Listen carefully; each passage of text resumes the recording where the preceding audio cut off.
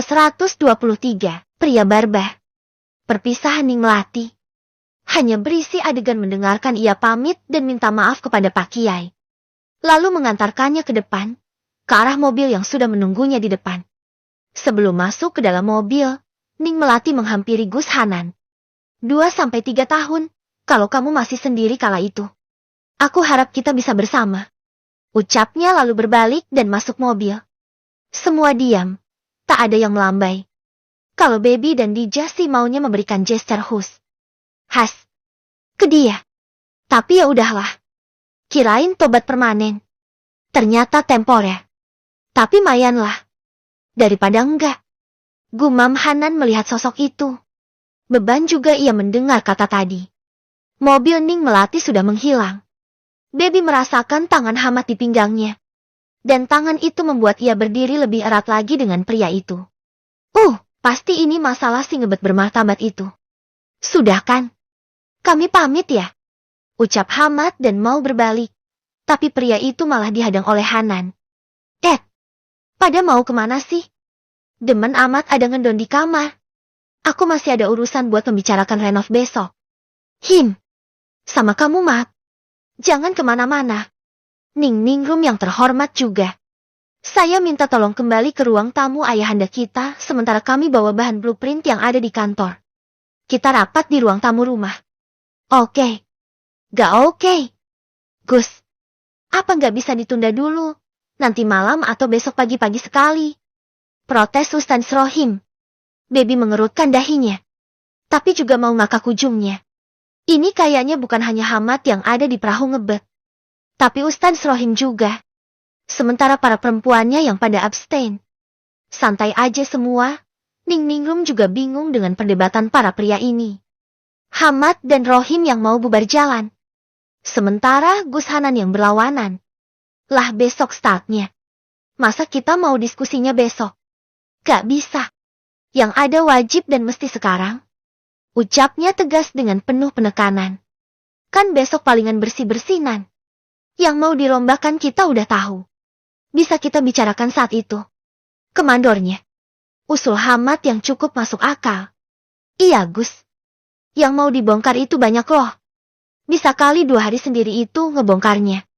Sahut Ustaz Rohim si pengantin baru. Ya iyalah. Baru banget gitu. Masa udah disuruh ngumpul yang lain. Kapan adegan berduaan mereka? Iya. Gak bisa. Kok pada kalian yang ngatur sih?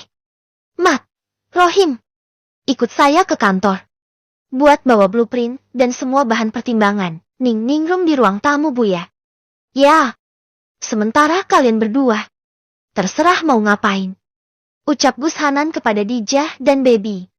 Terpaksa dan dengan wajah ogah-ogahan. 2 pria yang lagi ngebet. Read. Ustaz Rohim dan Hamat mengikuti Gus Hanan yang lagi gak sensitif dan super ngeselin banget hari ini. Jah. Bentar deh. Biar aku tebak. Kamu lagi haid ya? Tanya Baby nembak aja langsung ke temannya itu. Baru aja tadi. Hahaha. Kenapa, Mang? Tanya Dijah terkekeh. Gus Hanan. Berkesan banget gak mau 2 orang itu berduaan istri mereka. Jadi kalau dia sengsara dan mesti puasa. Maka yang lain harus gitu juga. Hahaha jahat banget sih Gus Hanan. Sebuah teori yang diberi jempol oleh Dijah. Tepat. Dia masuk rumah tadi dan udah senyum-senyum. Udah paham aku maksudnya apa? Terus aku kasih tahu kalau aku lagi uzur. Dia langsung lemes dengkul. Dan berlutut di lantai. Syak. Terus lemas. Ngakak. Baby sampai megangin perutnya. Buahahaha, rasain. Jah. Kukira kamu hamil loh. Abisnya gemukan banget. Enggak. Saking banyak makan jajan aja. Eman kalau gak dihabisin kan. Emang doyan kali Ledek Baby lagi. Mereka berpisah dengan Ning Ningrum saat sudah tiba di depan rumah mereka masing-masing. Sementara Ning Ningrum belok ke rumah Pak Kiai. Ngerasa gak sih? Ning Ningrum jeti beda. Kok dia jeti bengongan?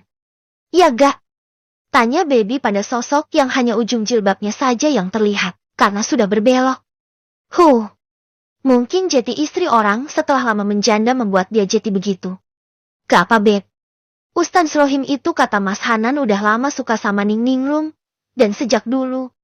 Dari zaman kuliah, katanya udah minta Ning Ningrum sama Gus Hanan. Saking keduluan aja. Dan waktu itu udah diselidikin sama Mas Hanan. Insya Allah orangnya baik pakai banget. Ya mudah-mudahan Ning Ningrum dapat kebahagiaannya deh. Kasihan juga aku kalau dengar ceritanya. Dia udah banyak sedih. Dija hanya mengangguk, lalu mereka berpisah begitu saja. Ning Ningrum menunggu sambil menguap. Sejak tadi dia sudah sangat bosan plus mengantuk mendengarkan semua diskusi ini. Mereka hanya break untuk sholat Asyar. Ini bisa sampai menjelang maghrib selesainya. Nanggung mau tidur saat ini. Jadinya Ningrum memutuskan untuk membuat kopi saja. Loh, Ning mau buat kopi ya? Aku satu please. Rengek Hanan. Ya beginilah kalau anak manja. Ning Ningrum hanya mengendus lalu mengangguk. Mat, kamu mau apa Mat? Kopi juga. Tawar Hanan. Ningrum mendelik. Udah minta tolong malah nawarin orang lain lagi.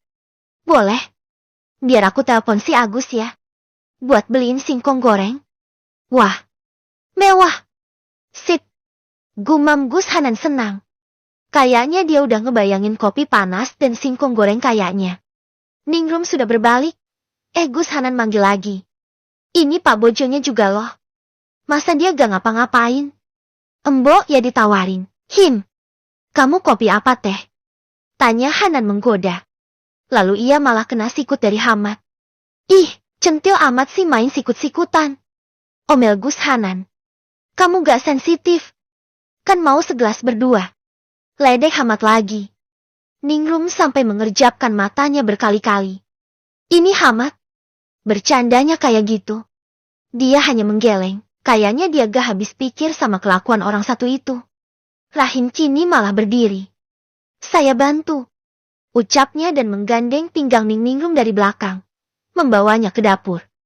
Walau di tengah jalan sudah dilepaskan oleh Ning Ningrum. Apaan sih?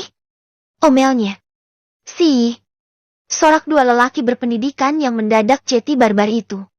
Modelan anak EBG yang sedang doyan-doyannya pacaran aja. Rohim terus membuntuti Ningrum yang berjalan menuju dapur. Meskipun sudah diusir berulang kali. Tetap saja ngikut. Apa sih? Udah sana. Nanti aku buatin. Kopi kan? Tapi mau bantuin kamu. Balas Rohim dengan nada manja. Dan nada bicara itu membuat Ningrum senewan. Ia bahkan membalikan badannya dan sempat memelototi pria itu. Sana gak? Aku gak butuh bantuan. Ucapnya galak. Tapi aku mau. Ya. Jeti kita sekarang udah main aku kamuan nih. Bisa-bisanya dia ngegoda seperti itu sambil menusuk pinggang Ningrum dengan jemarinya. Menggoda. Apaan sih, Tim gak? Ancam Ningrum kesal. Kapan kita manggil sayang-sayangannya ya? Lanjutnya tak takut sama sekali. Ia malah membalikan tubuh Ningrum biar menghadap ke arah kompor. Ayo, kamu buatin yang lain. Nanti aku ajain racikan kopi untuk aku. Walau Ningrum menggerutu dan setengah mati kesal, ia akhirnya menurut. Ya daripada panjang. Dia menyiapkan air di panci rebusan air. Lalu menyiapkan juga 4 setel cangkir dan tatakannya untuk 4 orang. Ningrum membuat racikan untuk dirinya. 1,5 kopi plus 1 sendok teh gula. Ya dia airan kopi pahit. Rohim melihat hal itu dan menepuk pinggang belakang Ningrum refleks, plus modus. Kok kita jodoh? Aku juga suka begitu kopinya. Bahkan kopi aja kita setipe. Aku juga sama kayak kamu. Gulanya sesendok kecil kayak kamu. Ucapnya girang. Dan menaik turunkan tangannya di pinggang belakang. Ini beneran modus sih. Dan Ningrum paham itu. Ia mengelak. Meminggirkan badannya. Agar tangan itu gak menggerayang. Enak aja dia. Lepas gak? Kalau gak mau. Tantangnya. Ini ada air panas loh ya. Ancam Ningrum dengan seram. Gak mungkin juga kamu nyiram air panas. Kan deep down rasa itu sudah mulai tumbuh. Bisa gitu orang ngarang bebas kayak begitu. Jangan ngeselin deh Jeti orang. Capek nih. Omel Ningrum lagi. Ia berharap semoga si orang ajaib ini diam dan kalem aja. Ya, nanti aku pijetin. Balasnya tanpa dosa. Lagi. Ningrum berbalik mendelik kesal. Hehehehe, gratis kok. Ikhlas lillahi ta'ala. Tahu ah. Rohim keluyuran di area dapur. Selagi Ningrum menuang air panas di masing-masing cangkir dan mengaduk masing-masing cangkir. Talam di mana ya? Di atas kabinet atas. Balas Ningrum mengaduk cangkir kedua. Bukannya nyari dari kabinet atas lain. Dia malah berada di belakang Ningrum pas. Mepet ke bagian belakangnya. Tangannya menjulur ke atas dan membuka lemari di atas Ningrum. Ih, apaan sih? Kotor banget kepalanya. Omel Ningrum dan mendorong pria itu. Rohim terkekeh. Kenapa? Kan nyari talam. Katanya di atas kabinet atas. Kan aku cuma nyari. Gak di atas aku juga Ada di sana. Aduh. Keluh Ningrum memegangi kepalanya yang jadinya nyut-nyutan karena pusing melihat kelakuan pria yang jadinya suaminya. Iya. Sabar ya. Janji deh gak bikin pusing. Mana talamnya? Di sini dibilangnya apa? Nampan? Rohim berusaha mengalihkan perbicaraannya. Balas Ningrum masih ngegas. Ya nampan. Di mana? Walhasil, Ningrum yang mengambilkan nampan itu. Dan meletakkan semua cangkir di atasnya. Sebelum berangkat ke depan. Ia sempat bicara. Nanti. Setelah urusan di depan selesai. Aku mau ngenalin kamu ke keluarga aku. Via video call, ya. Ada tatapan harapan di sana, dan Ningrum sadar diri. Masa iya dia nggak mau dikenalin sama keluarganya dia? Toh pernikahan itu sah. Sangat sah malah. Dan atas persetujuannya. Akhirnya dia mengangguk. Rohim mengambil nampan yang berisi minuman dan ia sendiri yang membawanya ke depan. Memberikan masing-masing kopi. Dan untungnya si singkong goreng sudah ada. Jadilah mereka bicara mengenai Grand Master Plan ini lebih nyaman. Entah apa yang dipikirkan Ningrum. Kenapa ia disuruh hadir di sini? Ngerti juga enggak? Ini membahas mengenai bentuk dan kira-kira berapa bahan yang dibutuhkan. Sementara, karena besok Hanan dan Hamad akan konsul lagi sama mandor tukangnya. Dia yang gak paham apapun, sama sekali gak boleh masuk untuk istirahat.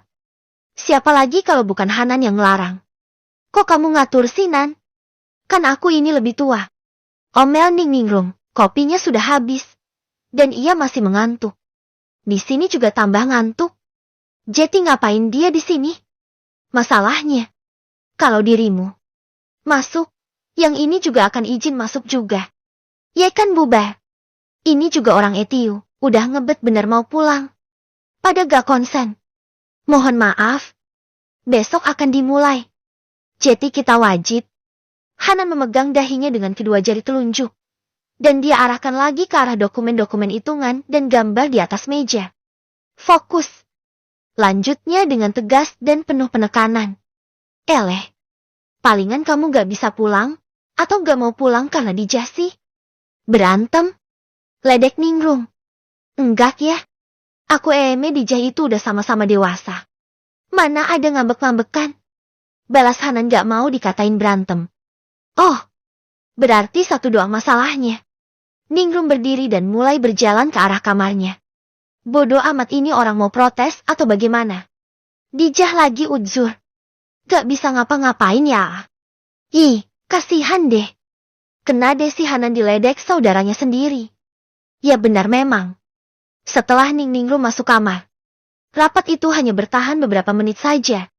Sisanya semua izin pulang. Kabur dari rapat. Ya Rohim gak pulang sih. Dia bilang mau buang air kecil dulu. Tapi buang air kecilnya kok di dalam kamar Ningrum. Lama banget lagi gak keluar-keluar. Setelah membaca situasi. Hamad juga sigap. Dia biang kebelet buang hajat besar dan dia perginya keluar. Ke rumahnya. Ini orang-orang.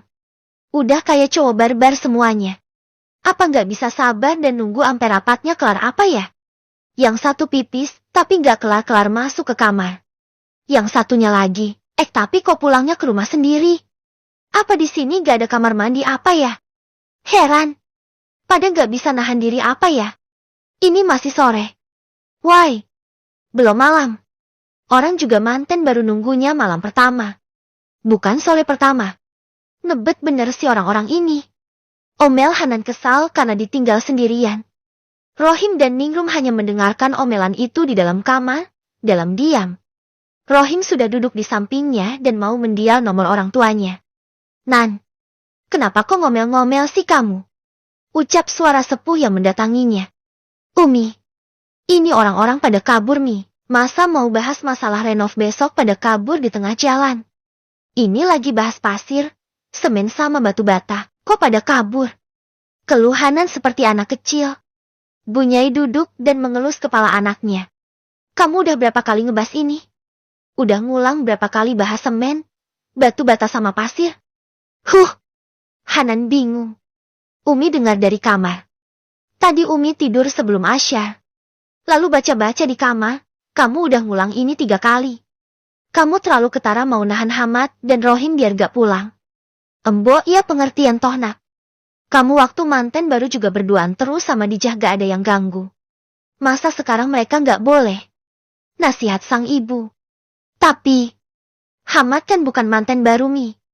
Terus, dia gak boleh pulang gitu. Ya gak gitu. Kan gak setia kawan namanya. Ya udah Hanan pamit pulang Mi. Assalamualaikum. Ucap Hanan setelah mencium tangan uminya plus mencium kening sang ibu. Dia berdiri dan berjalan menuju pintu. Dan sempat-sempatnya ia iseng menggedor pintu kamar Ningrum. Wai, masih sore wai. Masih sorry. Hanan, kok kamu yang barbar? Omel uminya. Hanan meringis dan kabur. Memang benar.